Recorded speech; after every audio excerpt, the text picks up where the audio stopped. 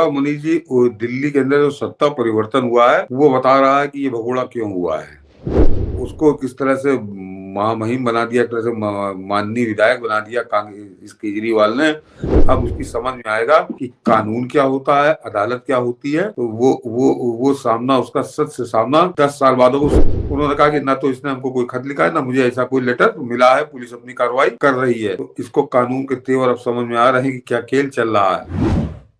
Sir, Amanatullah Khan khejri का एक तरह से गुंडा था। ये बात मैं नहीं कह रहा, ये बात कुमार विश्वास ने कही थी कि केजरी किसी को जलील करने के लिए अमानतुल्लाह खान को सुपारी देता था।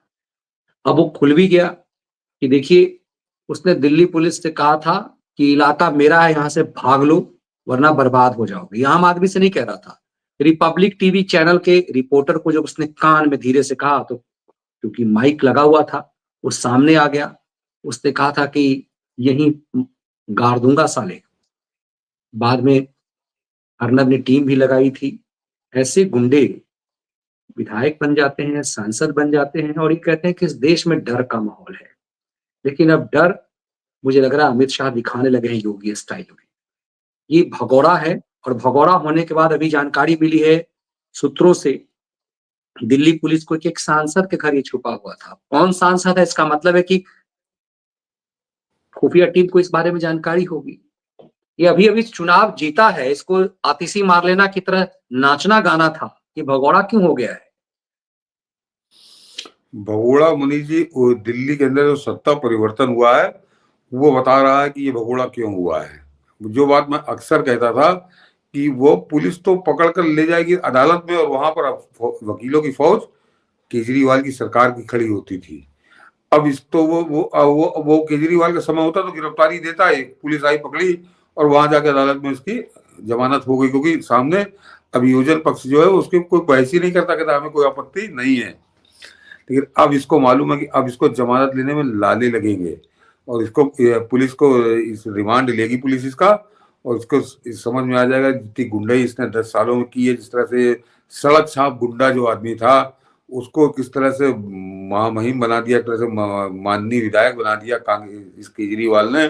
तो इसके बाद सड़क छाप गुंडों की कतार थी जिनको लाकर इसने स्थापित किया उच्च स्तर पर राजनीति के। तो वो भ्रम जो टूटा है, और मैंने कहा जो सबसे बड़ा खेल है कि अब अगर वो पकड़ में आता है दिल्ली पुलिस के, और आ ही जाएगा, एक दो दिन की बात है, कहाँ तक भागेगा, कब तक भागेगा। अभी तो शपथ ग्रहण होना है मनीष जी इस विधायकों का, जो चुनाव जीते तो शपथ लेने तो आएगा कि नहीं आएगा, और नहीं आएगा तो फिर अपने उससे भी हाथ धो देगा।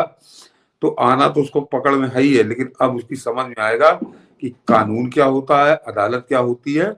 तो वो सामना उसका सच से सामना 10 साल बाद होगा। उससे पहले तो सड़क छाप गुंडा था, कई बार पुलिस उठा के ले जाती थी, तोड़ देती थी इसको।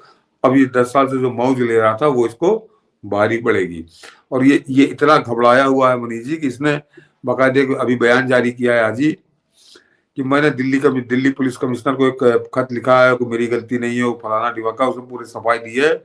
लेकिन जब इसकी सफाई आई उसके आधे घंटे बाद ही दिल्ली पुलिस के कमिश्नर ने जो है उन्होंने कहा कि ना तो इसने हमको कोई खत लिखा है, ना मुझे ऐसा कोई लेटर मिला है, पुलिस अपनी कार्रवाई कर रही है।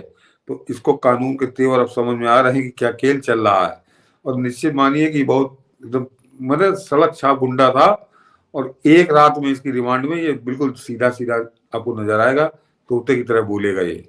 बिल्कुल, एक रात के रिमांड में सब कुछ उगलना शुरू कर देगा। और ये गुंडई जो है, देखिए, ये उत्तर प्रदेश में भी इसके बेटे ने किया था। योगी पुलिस दिल्ली आई थी तब भी ये भागा भागा फिर रहा था।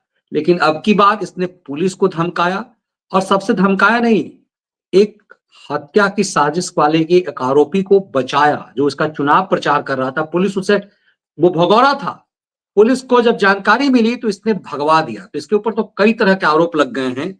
और सोचिए, ये केजरी का सबसे प्यारा था, कहता था मेरी अमानत, अमानतुल्लाह नहीं कहता था, अमानत कहता था ये कांडी के लिए। और ये कहाँ का सब विधायक है सर? ये ओखला का विधायक है जहां शाहीन साजिश हुई थी। इसका मतलब शाहीन बाग इसी के इलाके में है। तो मैंने उस दिन कहा था कि पूरा तो फ्रंट फिलासफर गाइड या फाइनेंसर तो केजरीवाल की सरकार ही थी, यही उसको पूरा ऑर्गेनाइज कर रहा था। जो वहां पे गुंडे इकट्ठा हुए थे 3-4 महीने जिन्होंने सड़क रोक दी थी, कि इसका मान लीजिए ये समझिए कि ये आदमी कितना इम्पोर्टेंट था केजरीवाल के लिए, कि केजरीवाल इसको, पहले केजरीवाल ने इसको मंत्री भी बनाया था जब पहली बार सरकार बनी थी। बाद में जब बवाल हुआ, इसने चीफ सेक्रेटरी को मारा था दिल्ली सरकार के, अंशु प्रकाश नाम था संभवतः उनका, अंशु अगर प्रकाश अंशु प्रकाश, उनको इसने मारा भी था और बाद में बेचारे वो क्यों बैकअप करके भगवान जाने। तो ये इतना खास था केजरीवाल का, तो अब इसको अभी तक संरक्षण मिल रहा था, लेकिन अब नहीं मिलेगा। बिल्कुल, कैमरे पर भी देश ने देखा था कि किस तरह से इसने रिपब्लिक टीवी के रिपोर्टर को गाल धमकाया था, मार देने का, कि तुम्हें हम जान से मार देंगे। और वो चीजें, वो वीडियो वो खुल करके सामने आया था। मुझे लग रहा है कि कहते हैं ना कि पाप का घड़ा इसका जो है वो पूरी तरह से भर चुका हुआ था, अब खेल खत्म हो गया है।